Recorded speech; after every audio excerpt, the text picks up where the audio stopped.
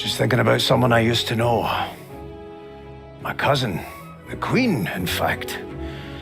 A tyrant.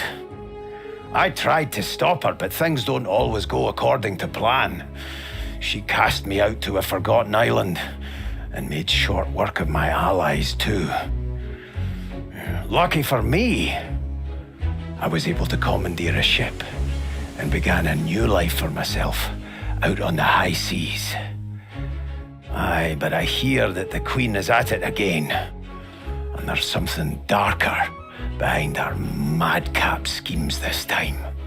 If I don't stop her, I don't know who will.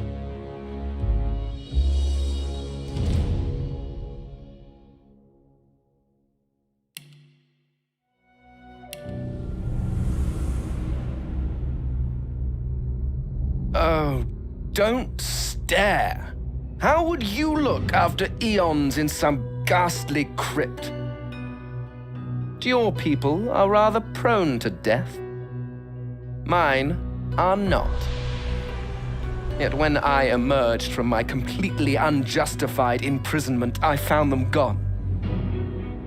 Our culture forgotten. Any trace of the world I knew all but obliterated. I must even hide my true face beneath an ever-shifting mask for fear you savages will attack me. That is how I wander this strange world, trying to uncover the truth about a history you primitive people never even knew existed.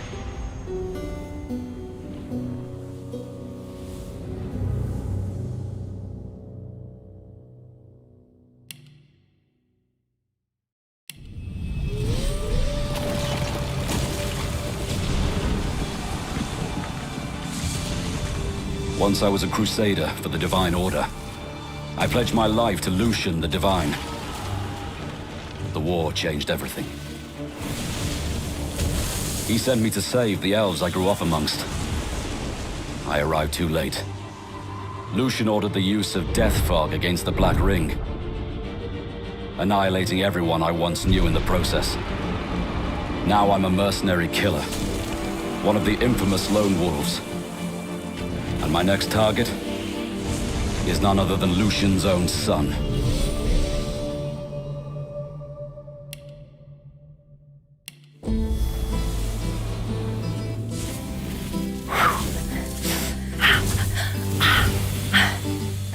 All my life I've been a performer, a musician, beloved and celebrated by all.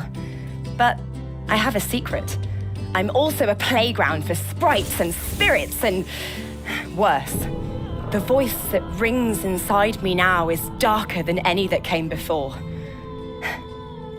Almost caused a bunch of my fans to rip each other to pieces. But you can trust me.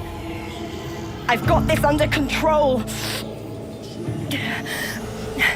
Step 1, find out who or what is trying to take control of my mind.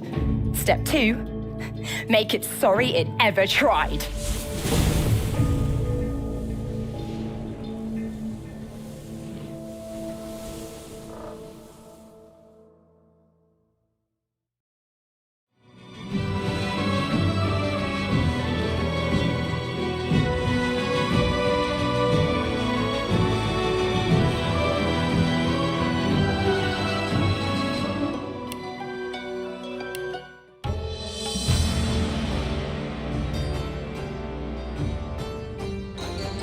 Famed, of course, for my unique red skin and unparalleled skills as a general of the House of War, I, the Red Prince, was raised within the vast palaces of the fabled Forbidden City.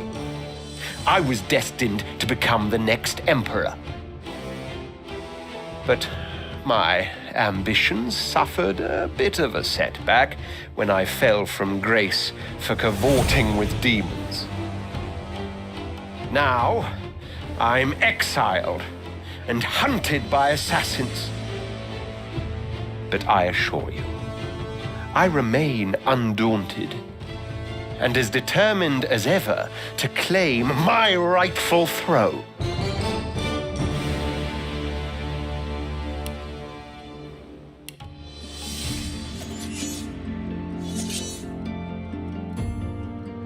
I used to be a slave, kept under the thumb of the master, the bastard that made me hunt down my own kin. How did he do that, you ask? With the living scar you see on my cheek, this horror that takes no more than a song sung by Master Dearest to control my very thoughts. But now the tables have turned. I broke my shackles, and when I finally find him, I will make the master sing a very different kind of song.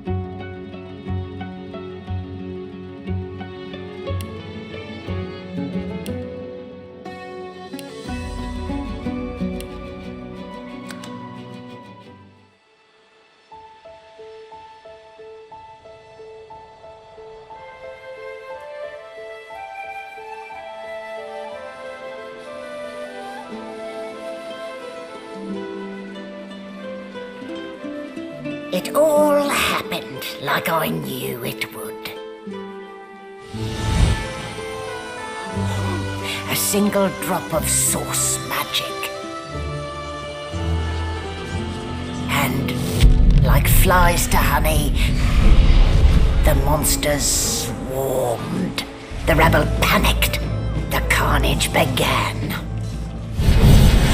And the Magisters pointed their fingers at me. Just as I'd planned. I was shackled and collared and sent to Fort Joy.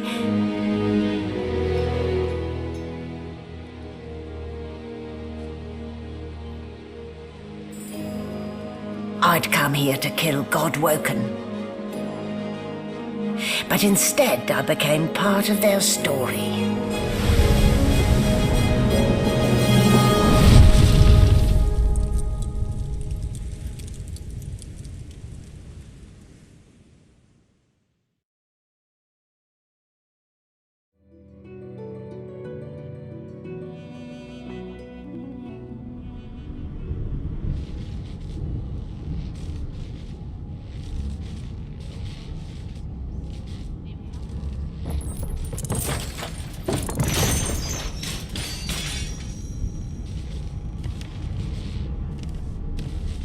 The things I do to complete a contract.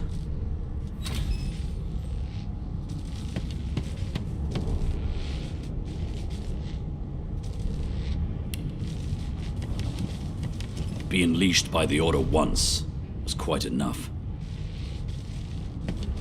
Nice haircut, Smiley.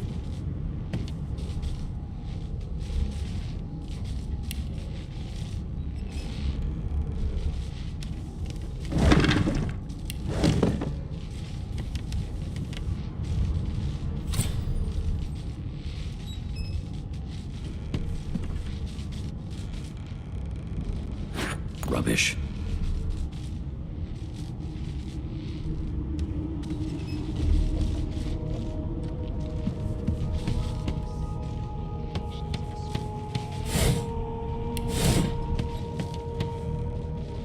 You're up. There. Not too tight, I hope. The collar, I mean. Oh, not to worry. Every dog has to get used to its leash. In the meantime, your next stop will be Magister William. All passengers have to be registered in the ship's manifest, and he's the chap in charge of the logs.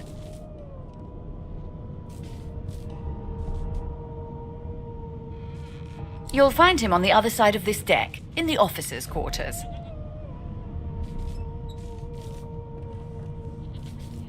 Why, for my peace of mind, of course. Why don't you try casting one of those source spells of yours? See what happens. Currents of magic surge inside you, boiling, bursting, then breaking, only to fade back into your soul like rain into the earth. My, look at the concentration on your face. All will, but no result. There you have it, see? The collar's function. It neuters you, of sorts. Makes you unable to cast source. For your own peace of mind, of course. Yours and the whole world's. The good ship Merryweather. But you can stand at ease there, Private. You do realize you're not in any army here, don't you? Index fingers pressed to her lips, she pauses a moment to give you a scrutinizing gander. My word, you do seem a bit befuddled, don't you? Perhaps I was a bit too generous with that sedative. Oh well, I'm sure you'll soon gather your wits. Most likely. Eventually. In the meantime, all you need to know is that we're en route to Fort Joy. A new life awaits. And if you're a particularly good boy, perhaps a cure as well. An end to Source. For good.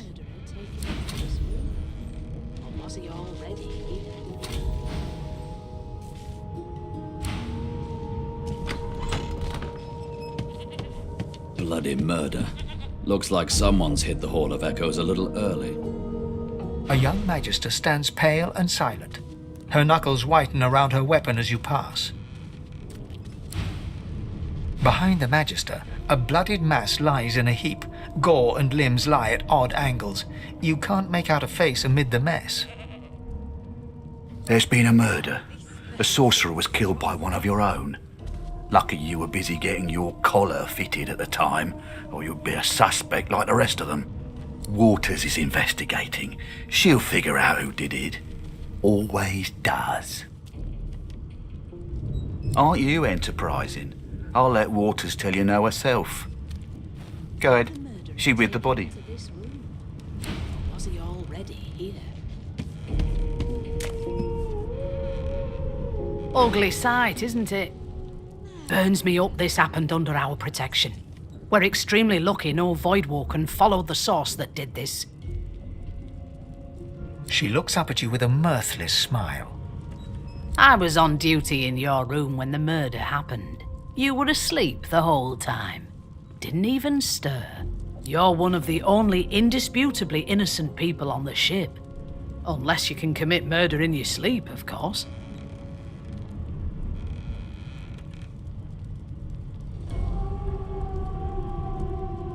Finn was killed by Source.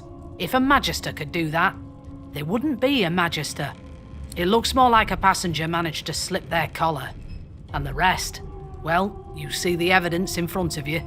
Listen, I could use someone to keep their ears open among the passengers. Sometimes they clam up in front of a uniform. Bring me a good lead, and I'll throw in a shiny gold coin for you. How about that?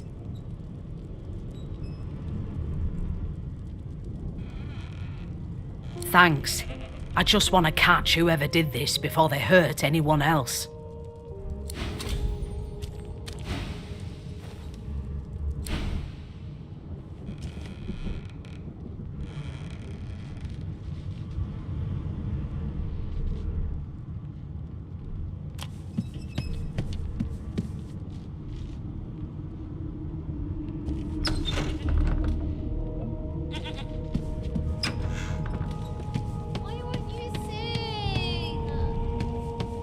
That's enough now.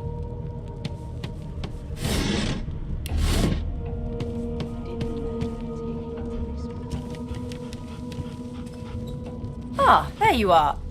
Husband. Would you please tell this very charming gaggle of not at all brat-like babes that I am by no accounts this Losa woman, nor do I sing, in fact. I'm deathly allergical.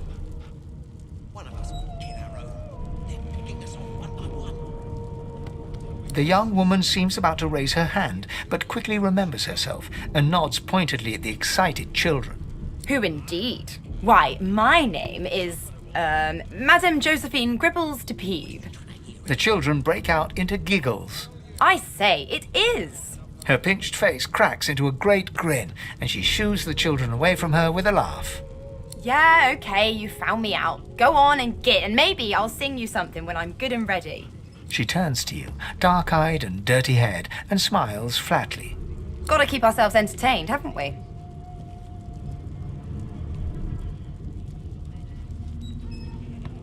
You presume right.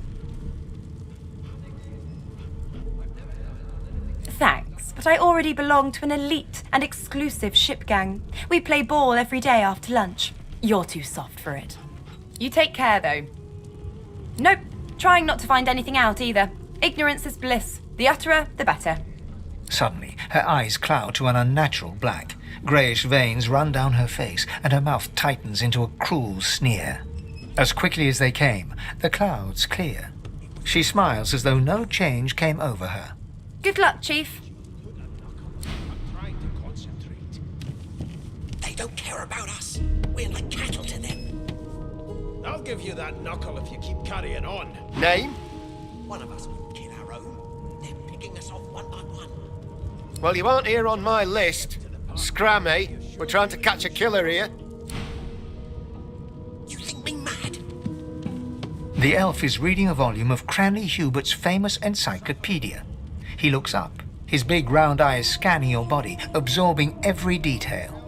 He reaches out and takes your hand, turning it this way and that, examining it from every angle. Finally, he pinches your skin, gently tugging at it. Fascinating. He sits back and returns to his book, flicking quickly from page to page, completely oblivious to your presence.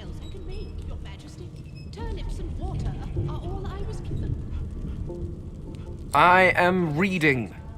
Is this not evident? My book is in my hands, my face turned away from you. Perhaps my eyes not on the page. Damnable things. Maybe that has the Magister's more concern than your appetite. Don't you get saucy with me when you clearly don't know the first thing about sauce. He grabs a metal plate and watches his reflection with one eye as the other shifts left to right and up to down. He repeats the maneuver with the opposite eye. No, they are working quite adequately. It seems you are at fault. Predictable, really. Oh, I see. I crossed a cultural taboo. How difficult. You have my apologies, human. Perhaps I should demand the same from those red-cloaked humans. They laid their hands on me more than once. Nothing else I can drink, Your Majesty. Turnips and water are all I was given. Perhaps. Perhaps not. Understanding is all rather relative. Take this book, for example. I understand all of it, and yet none of it makes sense. It is simultaneously too detailed and insufficient. I know the beginning of this tale and the end, but I am rather missing the middle. Tell me, what do you know of our world's history? Oh, please. I have no interest in that. Your books are too full of it already. No, I want to know about the Celestial. I want to know about your gods. This text tells me that they created all creatures, but nothing of what came before. Where did these gods come from? Who are their people? Where are the others of their kind? Water are all I was given. The elf's face freezes for just a second before he waves his hand dismissively. Oh, it's just one of my idle curiosities. We mortals do like to consider these things, do we not? Now please, run along. I have a world to decipher. No amount of pestering will get the elf to take his eyes off his book or respond to your questions. It was one of them. I know it. Would you put a knuckle in it? I'm trying to... Well, what have we here? A fresh face in this stale hell. Let's size you up, shall we? See if you'll do. The lizard looks you up and down, like a farmer would a fetching horse. All of a sudden, he grips you firmly by the chin, with the intent of inspecting your teeth.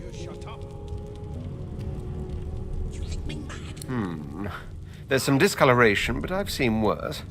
After all, one can't expect to find prime merchandise on a squalid little ship like this. Now then, to business. You will answer me 3 questions. The first one is this. Can you cook? Ah, music to my beleaguered stomach. On to the second question. Can you knit, weave? In short, tailor? It was one of them. I know it. Would you put a knuckle in it? Oh, but to feel the caress of satin on my scarlet skin once more. A most satisfactory answer indeed. On then to my final query. Have you the ability to administer the upkeep of one's personal appearance? The delicate art of cosmetics is what I'm after. The very basics, then. I suppose that's a start. So, 3 questions asked, 3 questions answered. Let's evaluate, shall we? As per your own testimony, you can cook, tailor, and groom. Well, that just about settles it. I offer you my sincerest congratulations. As of now, you are my slave. My slave, of course. Oh, but I see. Yes, I suppose it must take some time for the full extent of this honor to sink in. Anyway, you may leave me for a moment. We'll go over your duties once we reach Fort Joy. Now shoo! I'll give you that knuckle if you keep carrying on. One of us wouldn't kill our own. I spent my life singing for my slaves to bring me my supper. Finer fare than boiled roots and rotten tubers, too. Meanwhile, the Magisters feast on honeyed meat behind this very wall. The indignity. What are you trying to hear anyway? I'll tell you if you can keep it quiet long enough for me to listen. A broad dwarf sits totally upright on the bench, eyes closed, palms face up on his knees. His beard is a cascade of meticulous plaits, each one braided through with golden medallions. He raises an eyebrow as you approach, but doesn't open his eyes. Listen up, boy. You hear that? I've seen more appetizing things coming out of plague-stricken pigs. There's nothing else I can make. The ship, of course. A wave of sound washes over you. The unintelligible chatter of your shipmates, the groaning of wood from floor to ceiling, the boom, crash and crackle of waves around you, complaints from the sea itself. And? That has the Magister's more concern than your appetite. Don't you get saucy with The fellow cocks his ear, listening. That isn't anger. It's He cocks his ear to the other side, then smiles. anticipation. She senses something. I'd hold on to my breeches if I were you, mate. That's all you hear, though. Listen close. There now, just like that. Aha! His eyes snap open as his countenance breaks into an expression of joy. One great paw claps you on the back, the other catches you before you lose your footing. There. You heard it, didn't you? I knew it. I knew it. Aye, this is good news, boy. Good news. No, you beautiful idiot. That wasn't any rat. It was the wheel. Squeaks whenever the helmsman jerks it clockwise, which means we're heading east. Burn my beard. That means if we've been travelling for, yes, only 10.34 nautical miles to Fort Joy. No indeed, boy. But that ain't my final destination. The dwarf leans back from the table and strokes his beard, gold medallions jingling merrily. His eyes roll over to you. That'll be all. Thank you kindly, boy. How dare you classify this slop as food? I've seen more appetizing things coming out of plague-stricken pigs. An elf sits tucked away in a dark spot, lazily rolling dice onto the surface of a barrel. They sound like the dry cackling of an old witch. Snake eyes. She chuckles. I bet that's just what they'll look like. Rolling dice. Deciding fates.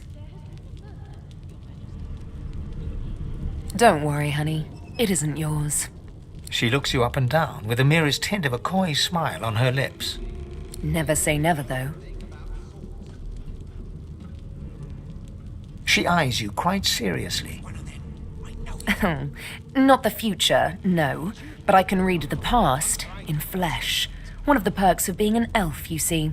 I'm quite good at it, too. I could lick your arm and tell you how you spent the night before last. Shall I? She gives your arm a vigorous stroke of the tongue, efficient like a cat grooming. You were in a cellar with other sorcerers. As everyone lay sleeping, it seems you and another elf engaged in an action somewhat similar to the one I just performed. Only rather more vigorously.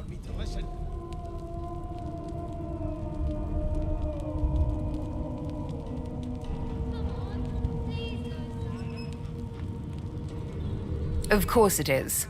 The truth's right there, skin deep. But don't you worry, darling. Your secret's safe with me. It was one of them. I know it. I don't lick and tell.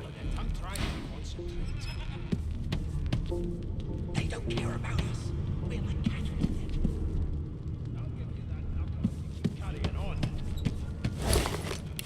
One of us will kill our own. They're picking us off one by one.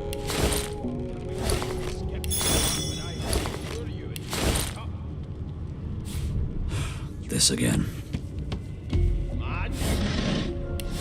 Insufferable, surely. What are you trying to hear anyway? I'll tell you if you can keep it quiet long enough for me to listen. You one of them? A Divine Order loyal? They killed a sorcerer, you know. They'll hide the evidence well enough, but make no mistake. You sure about that?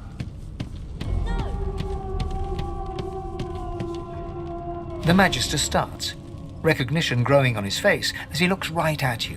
You look just like... The Magister's face turns white. He makes a move to step backwards, then stops himself as his hand closes on the weapon at his hip. It is you. Ifan Ben Mesd. I remember you.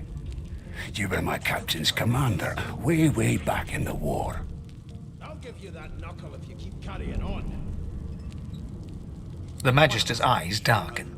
His face closes over into a cold mask. I always knew you'd end up down low. Lower even than us nobodies in the rank and file. The higher the climb, the louder the splat when you fall.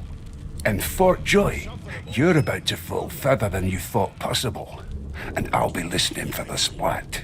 Happy landings. I'll tell you if you can keep it quiet long enough for me to listen. Keep those bubbles.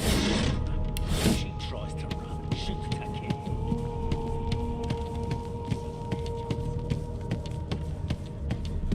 Here to register, sir. Good. Magister Williams is just about done with the last passenger.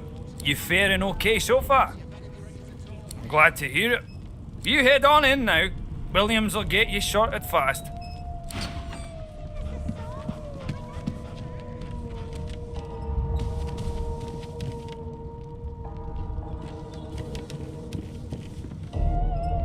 Standing at the center of the room, you spot a sorcerer haughtily eyeing a pair of nervous-looking magisters. They keep their crossbow trained upon her as she's being interrogated by an officer. So you admit it then? You murdered that poor fella? Yes, I did. But of course that was only the beginning. She turns her head and looks you straight in the eye. There are others whose lives must end. Good God, the woman's mad. You there, sorcerer, go and fetch Magister Siwan. We need to do more than collar this maniac. We need to shackle her, hands and feet.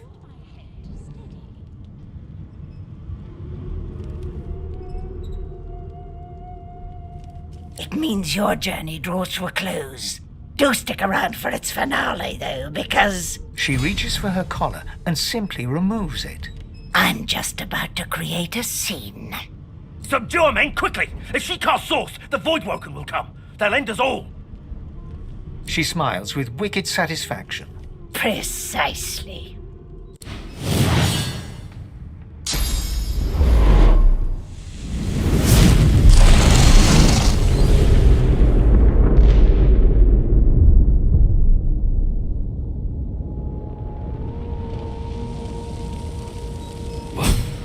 What's happened?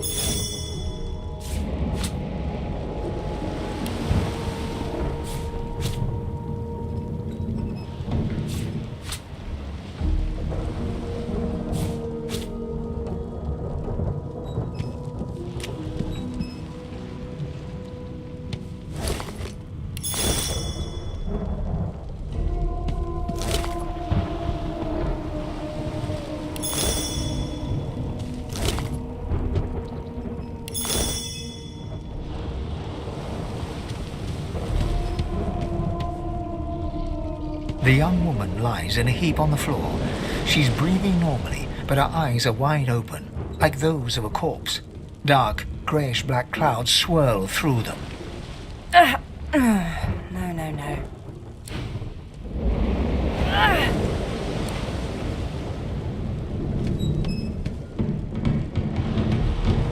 The dwarf lies in a heap on the floor, his great beard twisted and tangled around him. He is stock still. You can't see if he's living or dead. You hear a faint thud, thud, thud. He's alive, but only just. Oh! What happened? Must have been the turnips.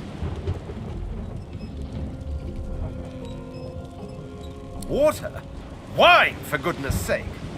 Oh! The lizard's eyes close as he slips into unconsciousness.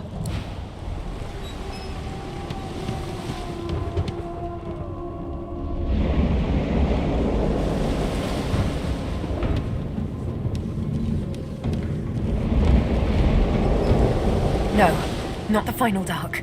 Not yet. Her hand lies limp in yours. She's too weak to stand. The dice roll darkly. They're rolling for me.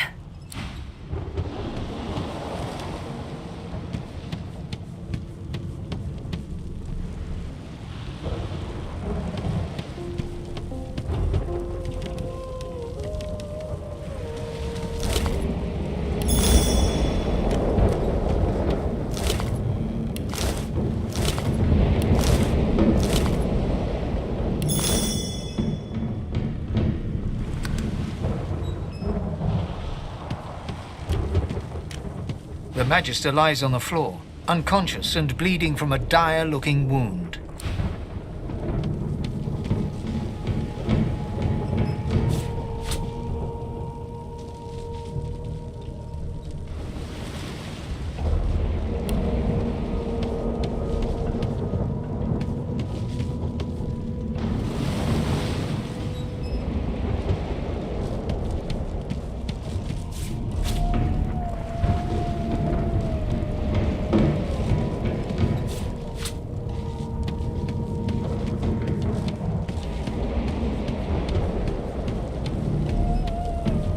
The hatch is blocked. I'll need to find another way.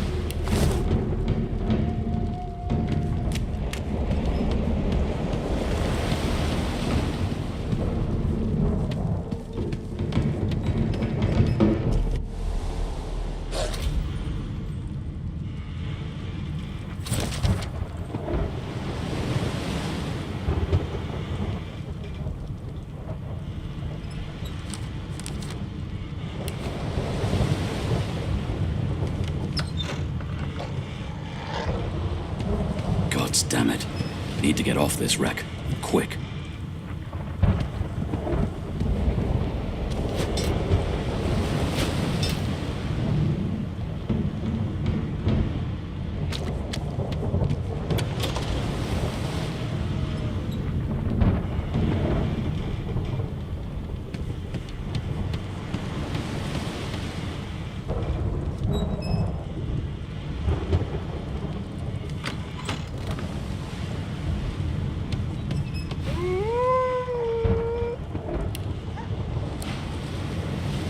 Long before this thing snaps into splinters.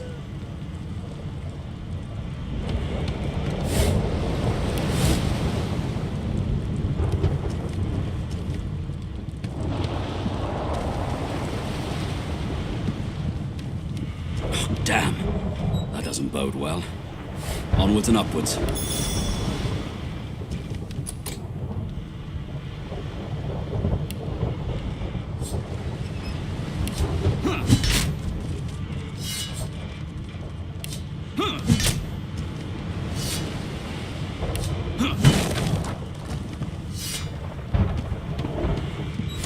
gods!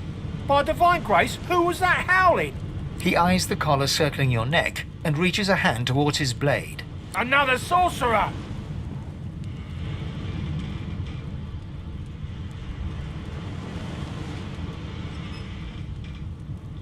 Even if I knew how to rip that thing off, I wouldn't.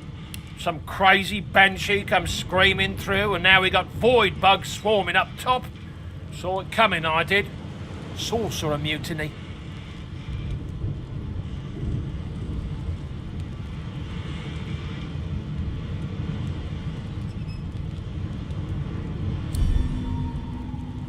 Your lies end here.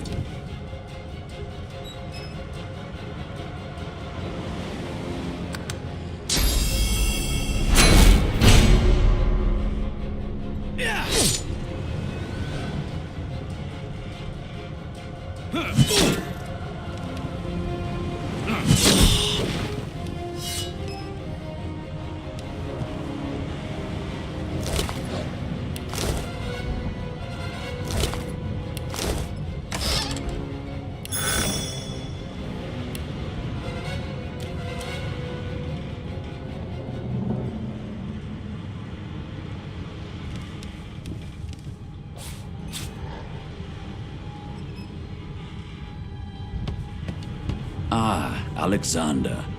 Just in case we forget who holds us captive.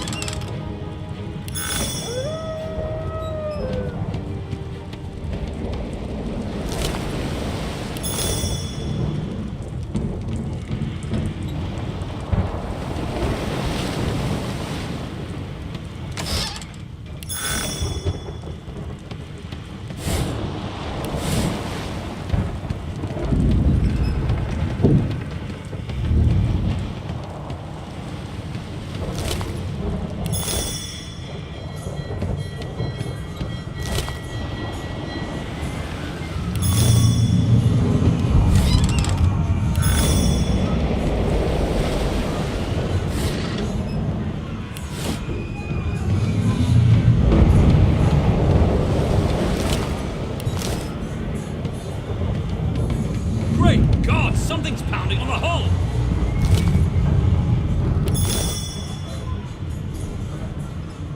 The marking on the door was painted recently, judging from its pungent scent. You recognize the symbol immediately for what it is. A warning of death fog within. You press your palm against the door to open it. The wood feels neither cold nor warm, but simply grey. The color drains from your hand, and you are left numb. It doesn't budge.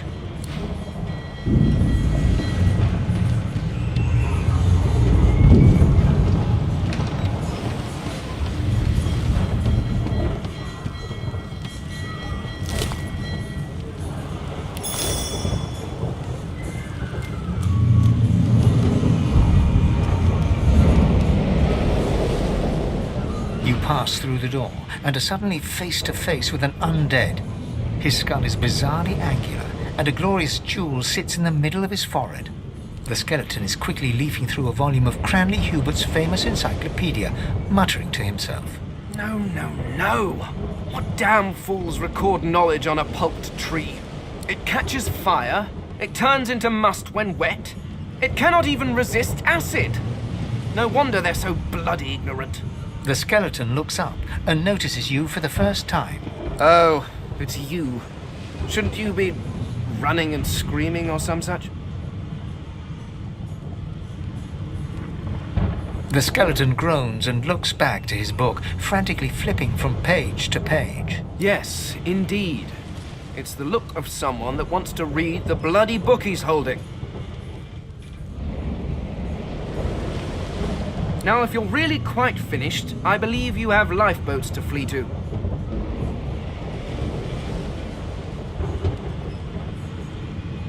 Please, I was no more an elf than you are those rags you're wearing.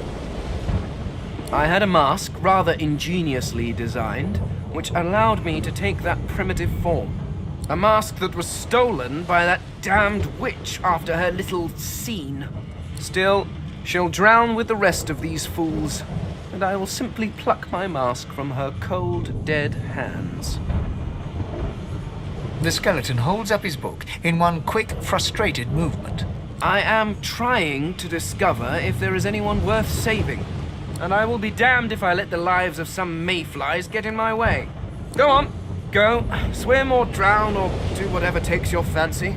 I have a book to read.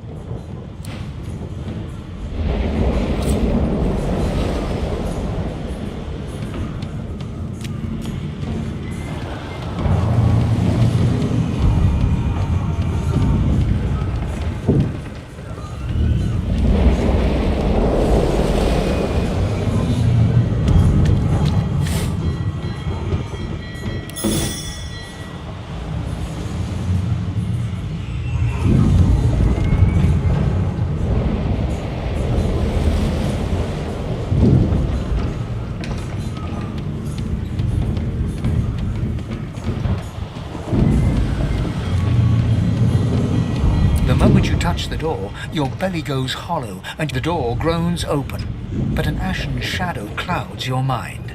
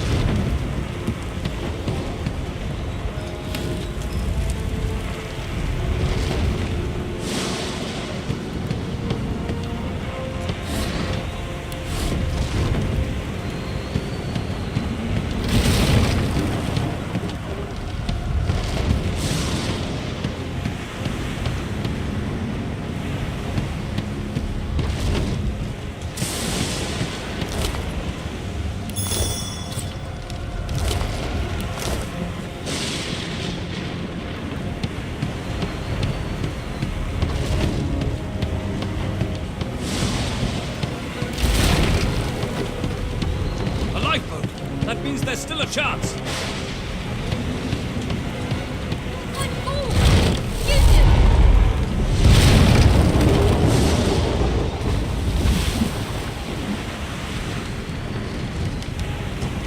Shut your trap, kid. Children and dwarfs first, just like the old stories say. The dwarf yanks at one of the nearby ropes to no avail. You said there were other people down there. We need to help them. You see those tentacles, kid? It's time for getting the hell out of here.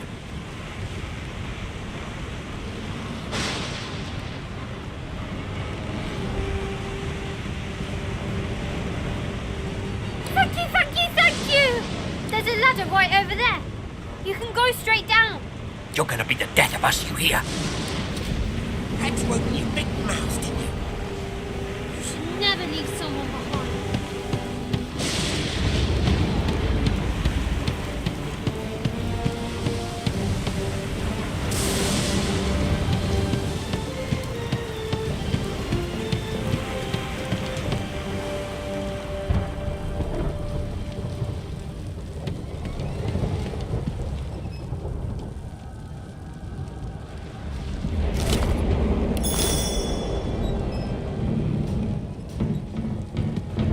The Magister lies on the floor, unconscious and bleeding. The Magister lies on the floor.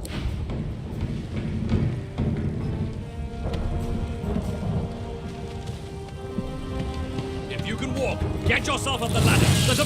Wait! Voidwoken!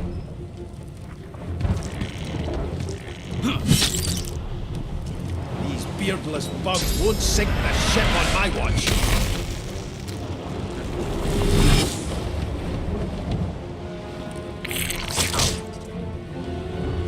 I thought Voidwoken was supposed to be scary.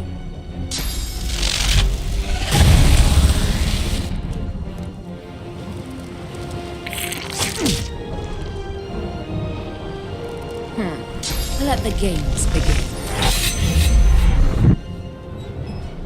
Into the dark with you! Prepare yourself! They who are about to triumph.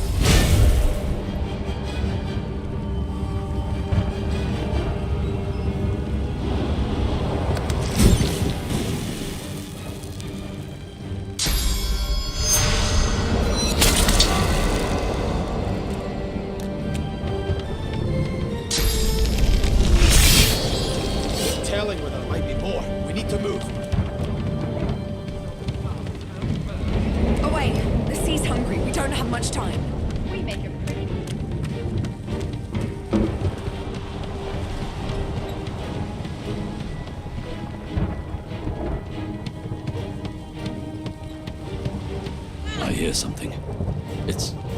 It's Magister Sirwan, the one who put on this damn collar. She tries to speak, but can only gape as she clutches her neck, trying to stem the bleeding of a gushing wound. With jagged movements, she raises her clenched fist and holds out a length of cloth, soaked with some kind of strong-smelling tincture. Blood quickly soaks through the cloth. Magister Siwan's mouth opens and closes, her eyes wide in terror.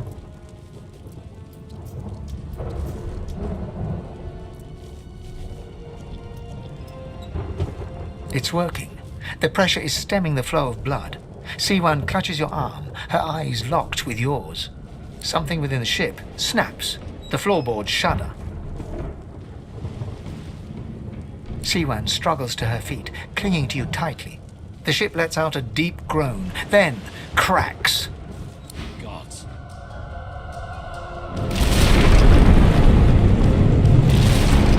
It's ripping the ship apart. This is it.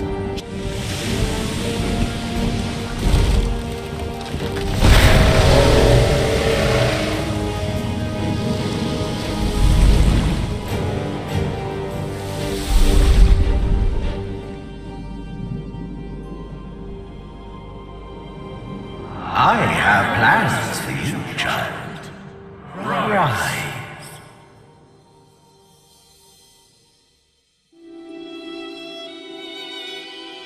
Honorable Dallas, we lost a ship sailing sorcerer prisoners to Fort Joy. We assume some escaped and broke their collars. Their vile magic lured the Voidwoken. All who were aboard are presumed dead. Yours faithfully into eternity, High Judge Orivan.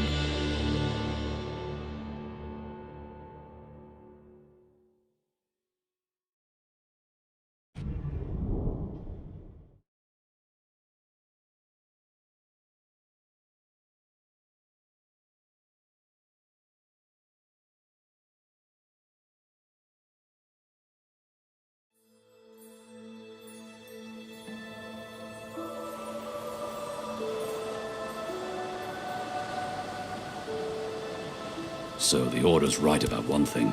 We attract Voidwoken. Am I the lone survivor? Only one way to find out.